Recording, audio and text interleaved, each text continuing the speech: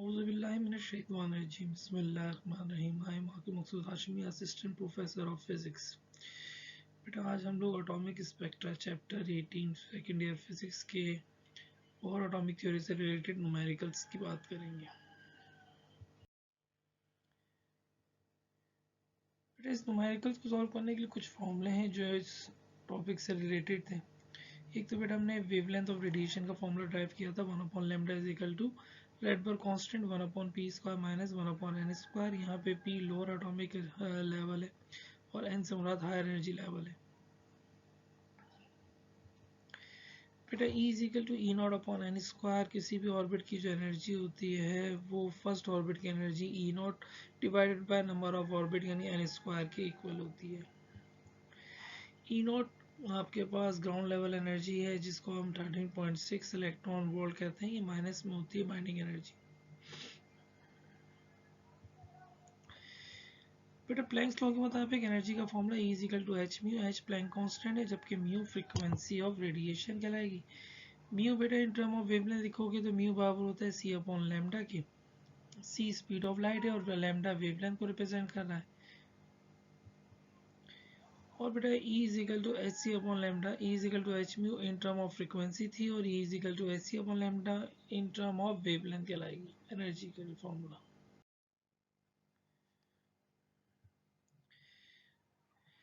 बेटा page number 296 book का question number 18.2 what is the wavelength of radiation that is emitted when hydrogen atom undergoes the transition from state 3 to 1।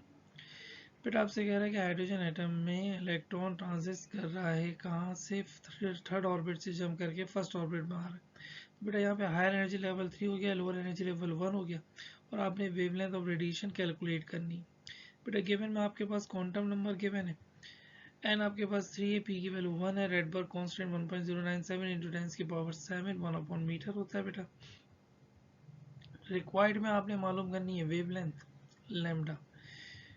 बेटा wavelength के लिए formula भी बताया था क्या होता है 1 upon lambda is equal to Rydberg constant 1 upon P square minus 1 upon N square. बेटा हम पी की जगह 1 और एन की जगह 3 रिप्लेस करेंगे। बेटा 1 का स्क्वायर 1 होता है, 3 का स्क्वायर 9 होता है। बेटा 1 डिवाइड बाय 1 1 हो जाएगा जबकि 1 को 9 से डिवाइड करेंगे 0.11 आ जाएगा। 1 में से 0.11 माइनस करेंगे और रेडबर्ग कांस्टेंट की वैल्यू रिप्लेस कर दें तो बेटा 1 माइनस 0.11 0.889 होगा। रेडबर्ग कांस्टेंट 1.097 10 की पावर 7 आपस में मल्टीप्लाई करेंगे 9.7523 इंटू 10 की पावर 6। बेटा क्रॉस मल्टीप्लिकेशन करोगे तो वेवलेंथ की वैल्यू आ जाएगी 1 डिवाइड बाय 9.7523 इंटू 10 की पावर 6।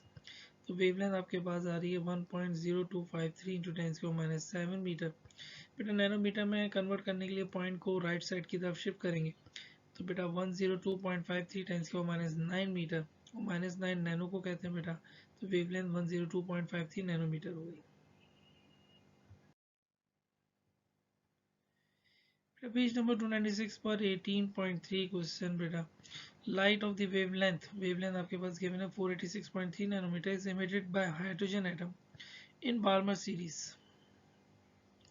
बेटा बार्मर सीरीज में हाइड्रोजन एटम के अंदर वेवलेंथ रेडिएशन इमिट हो रही है जो इसकी वेवलेंथ कितनी है 486.3 नैनोमीटर है। What is the transition of hydrogen atom is responsible for this radiation. बेटा बार्मर सीरीज का मतलब पी की वैल्यू आप 2 लोगे, वेवलेंथ आपके पास सवाल में गिवन है, रेडबर्ग कांस्टेंट 1.097 इंटू 10 की पावर 7 1 अपॉन मीटर होता है। बेटा मालूम क्या करना है, क्वांटम नंबर यानी हायर एनर्जी लेवल एन की वैल्यू कैलकुलेट करनी है। बेटा वेवलेंथ के फॉर्मूले को यूज करेंगे 1 upon lambda is equal to Rydberg constant 1 upon P square minus 1 upon N square. बेटा यहाँ पे पी 2 रिप्लेस कर देंगे तो 2 का स्क्वायर 4 होता है और 1 डिवाइड बाई 4 0.25 हो जाएगा 1 अपॉन एन स्क्वायर और वेवलेंथ की वैल्यू 486.3 टाइम्स की पावर -9 होगी। बेटा 1 को 486.3 इंटू 10 की पावर -9 से डिवाइड करेंगे तो 2.0563 टाइम्स की पावर 6 हो जाएगा। रेडबर्ग कांस्टेंट की वैल्यू 1.097 इंटू 10 की पावर 7 है, 0.25 माइनस 1 अपॉन एन स्क्वायर। बेटा 1.097 इंटू 10 की पावर 7 राइट हैंड साइड पे मल्टीप्लाई कर रहा है तो लेफ्ट हैंड साइड पे डिवाइड करेगा तो 2.0563 टाइम्स की पावर 6 को डिवाइड करेंगे 1.097 इंटू 10 की पावर 7 से तो बेटा राइट हैंड साइड पे 0.25 माइनस का 1 अपॉन एन स्क्वायर आ गया। बेटा डिवाइड करने पर आंसर 0.1874 आया। 0.25 प्लस का है राइट हैंड साइड पर, लेफ्ट हैंड साइड पर शिफ्ट करेंगे तो माइनस का हो जाएगा। तो 1/n स्क्वायर किसके बराबर हो जाएगा 0.25 माइनस का 0.1874 की, तो 1/n स्क्वायर 0.0626 इक्वल हो गया, और एन स्क्वायर की वैल्यू 1/0.0626 हो जाएगी बेटा। बेटा एन स्क्वायर की वैल्यू 16 आ रही है, और 16 का रूट लेंगे तो बेटा 4, तो इलेक्ट्रॉन फोर्थ ऑर्बिट से जंप करके जब सेकंड ऑर्बिट में आएगा तो जो वेवलेंथ ऑफ रेडिएशन एमिट होगी वो 486.3 नैनोमीटर तक होगी। 18.6 page number 296, find the wavelength of radiation of first 3 lines of Lyman series. देखो लायमन सीरीज की बात कर रहा है, P की वैल्यू आप 1 लेंगे, फर्स्ट 3 लाइंस यानी एक दफ़ा n की वैल्यू 2 लेके सॉल्व करेंगे, एक दफ़ा n की वैल्यू 3 लेके सॉल्व करेंगे, और एक दफ़ा n की वैल्यू 4 लेके सॉल्व करेंगे। तो बेटा आपके पास सवाल की कंडीशन के मुताबिक P की वैल्यू 1 और n की वैल्यू एक दफ़ा 2, एक दफ़ा 3, एक दफ़ा 4 यानी 3 पार्ट्स हो गए, और wavelength Rydberg constant 1.097 × 10⁻⁷ 1/, metre हो गया।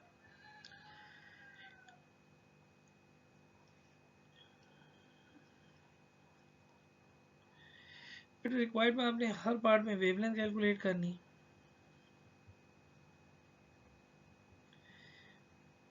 बेटा वेवलेंथ का formula 1/λ is equal to Rydberg constant 1/p इसका माइनस का 1/n स्क्वायर हो जाएगा। बेटा 1 डिवाइड बाय 1 स्क्वायर माइनस पहले पार्ट के लिए 1/2 स्क्वायर ले लेंगे, तो बेटा 1 डिवाइड बाय 1 माइनस 1/4, तो बेटा आपके पास 1 माइनस 0.25 रेड पर कांस्टेंट की वैल्यू 1.097 × 10⁻⁷ 7.75 होगी, तो बेटा 1/λ इज इक्वल टू 8.2275 × 10⁻⁶ हो जाएगा। तो बेटा लैम्डा 1 डिवाइड बाय 8.2275 × 10⁻⁶ हो जाएगा। Lambda 1 is equal to 1.2154 × 10⁻⁷ metre, और इसको नैनोमीटर में कन्वर्ट करेंगे तो पॉइंट आगे शिफ्ट कर देंगे तो 121.54 नैनोमीटर हो जाएगी।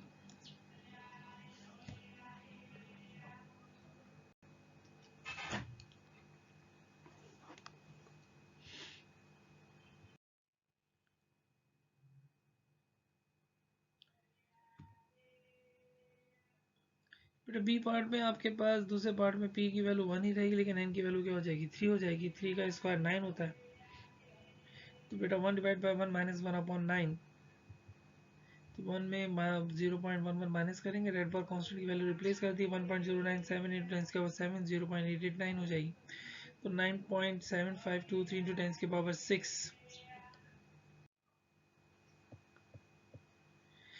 बेटा 1/λ 9.7523 × 10⁻⁶ हो गया। लैम्डा 2 की वैल्यू आपके पास क्या आ रही है 1 डिवाइड बाय 9.7523 × 10⁻⁶। इसको नैनोमीटर में कन्वर्ट करने के लिए बेटा सॉरी 1 को डिवाइड करेंगे 9.7523 × 10⁻�6 तो 1.0253 × 10⁻⁷ मीटर आ गई। नैनोमीटर में कन्वर्ट करेंगे तो पॉइंट आगे शिफ्ट करेंगे तो 1.102.53 × 10⁻⁹ यानी नैनोमीटर में कन्वर्ट हो जाएगा।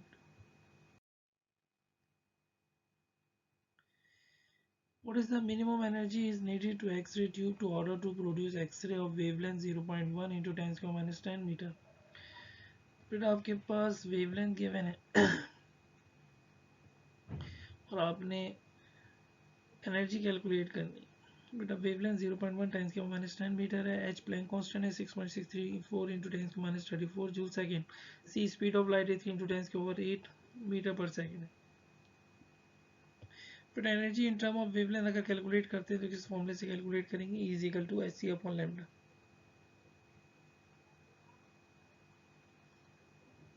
फिर यहाँ पे सी स्पीड ऑफ लाइट है, एच प्लैंक कांस्टेंट है, वैल्यू रिप्लेस करेंगे और वेवलेंथ 0.1 × 10⁻10 मीटर, तो फिर आपके पास 1.989 × 10⁻25 डिवाइड बाय 0.1 × 10⁻10, तो वेवलेंथ आपके पास एनर्जी आ जाएगी 1.989 × 10⁻14 जूल की।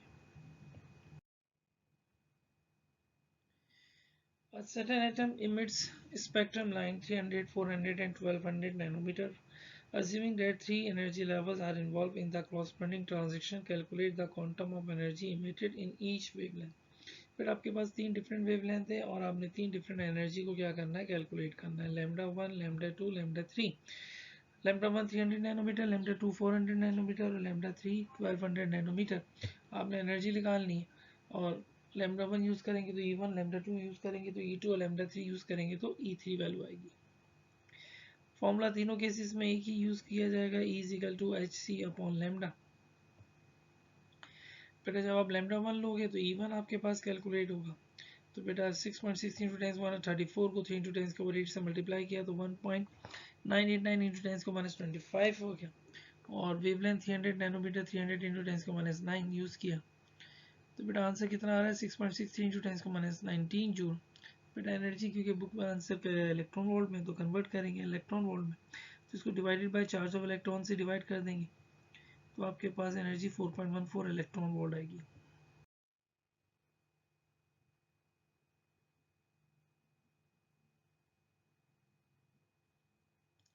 बेटा दूसरे पार्ट में E2 कैलकुलेट करने के लिए लैम्डा 2 यूज़ करेंगे। तो बेटा 6.63 इंटू टेंस को -34 3 इंटू टेंस के ऊपर 8 को डिवाइड करेंगे 400 टेंस के -93। तो बेटा 1.989 इंटू टेंस को -25 डिवाइड बाय 400 इंटू टेंस को -9 तो 4.97 इंटू टेंस को -19 जूल हो गई। इसको चार्ज ऑफ इलेक्ट्रॉन से डिवाइड करेंगे तो आंसर इलेक्ट्रॉन वोल्ट में कन्वर्ट हो जाएगा 3.107 इलेक्ट्रॉन वोल्ट। तीसरे पार्ट के लिए बेटा आप वेवलेंथ लैम्डा 3 यूज करेंगे।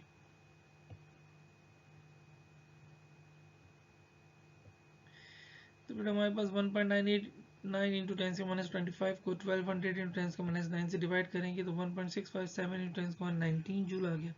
चार्ज ऑफ इलेक्ट्रॉन से डिवाइड करके इसको इलेक्ट्रॉन वोल्ट में कन्वर्ट करेंगे तो 1.03 इलेक्ट्रॉन वोल्ट हो जाएगा।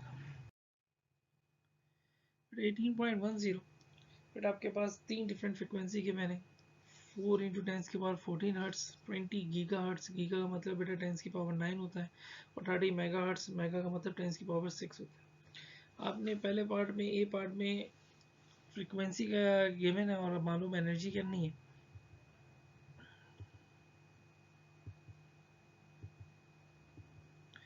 बेटा ई बराबर होता है एच म्यू के, म्यू 1 लेंगे तो E1 आपके पास कैलकुलेट होगी। तो बेटा 6.16 इंटू टेंस 134 को 4 इंटू टेंस का 14 से मल्टीप्लाई किया तो 2.652 इंटू टेंस -19 जूल आ गई। इसको चार्ज ऑफ इलेक्ट्रॉन से डिवाइड करेंगे तो E1 आपके पास 1.657 इलेक्ट्रॉन वोल्ट आ गया। सेम इसी तरीके से E2 is equal to h mu 2 हो जाएगी, और इसको इलेक्ट्रॉन वोल्ट में कन्वर्ट करेंगे तो बेटा आपके पास चार्ज ऑफ इलेक्ट्रॉन से डिवाइड करने पे आंसर आ जाएगा 8.287 इंटू टेंस को -5 इलेक्ट्रॉन वोल्ट। E3 बराबर हो जाएगा एच म्यू 3 के, म्यू 3 की वैल्यू 30 इंटू टेंस के पावर 6 है, इसको प्लैंक कांस्टेंट से मल्टीप्लाई करेंगे तो बेटा आंसर आपके पास 1.989 इंटू टेंस के -26 जूल आ रहा है। चार्ज ऑफ इलेक्ट्रॉन से डिवाइड करके इसको इलेक्ट्रॉन वोल्ट में कन्वर्ट किया तो 1.243 इंटू टेंस के पावर -7 इलेक्ट्रॉन वोल्ट हो गया। बेटा बी पार्ट में कॉरस्पॉन्डिंग वेवलेंथ कैलकुलेट करनी, इन तीनों फ्रीक्वेंसी की मदद से आप वेवलेंथ निकालोगे। बेटा